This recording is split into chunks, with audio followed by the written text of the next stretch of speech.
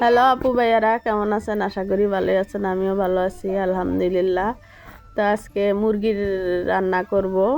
এই যে মুরগি রেডি করে নিছি গামলার মধ্যে, সব কিছু মশলা দিছি, দিয়া এখন মাখামাখি করব একটু। এই মাখামাখি কইরা একটু আর কি রাখবো, রাখা পরে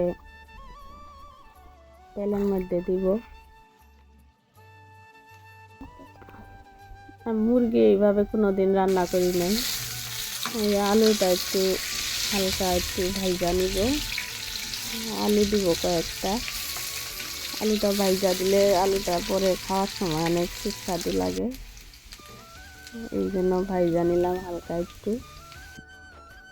এখন এই যে মুরগিটা বসায় দিব, মুরগিটা যে আগে মাখায় রাখছিলাম সেই মুরগিটাই বসায় দিব। এই যে পেঁয়াজ দিয়ে দিলাম কড়াইয়ের মধ্যে,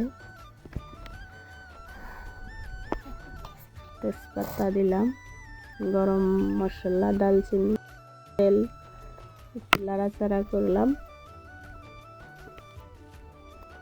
কইরা এখন মাখানো মুরগিটা দিয়ে দেব। একটু আদা দেওয়ার মনে ছিল না, আদা বাটা দিলাম।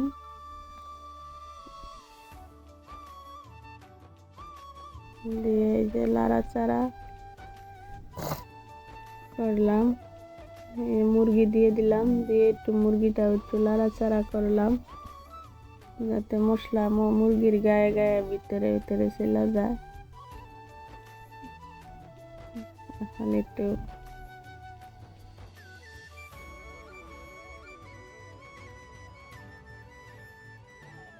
টাইকা দিছি, একটু নাড়াচাড়া করে দেই।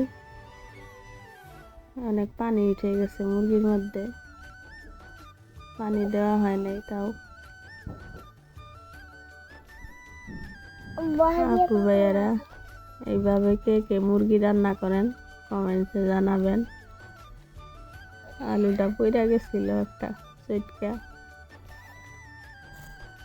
তো কাঁচা মরিচটা একটু বেশি হয়ে গেছে দেওয়া, গুঁড়া মরিচটা কম দেওয়া হয়েছে, এই জন্য কালারটা এরকম হয়েছে। একটু কালারটা গাঢ় হইতো। আলুগুলা দিয়ে দিলাম, আগের থেকে ভাজা ছিল আলুগুলা, ওই আলুই দিলাম।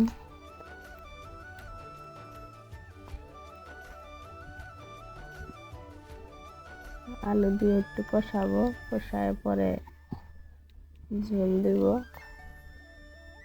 ঝোলের পানি দিব।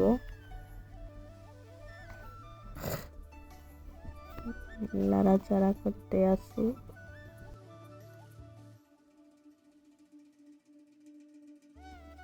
তারপর ভাইয়ারা, মুরগির কালারটা সেরকম হয় নাই মনে হয়, সাদা সাদা আছে। আবার ডাইকা দিলাম, নাড়াচাড়া কইরা দেখি লাস্টে কেমন হয়।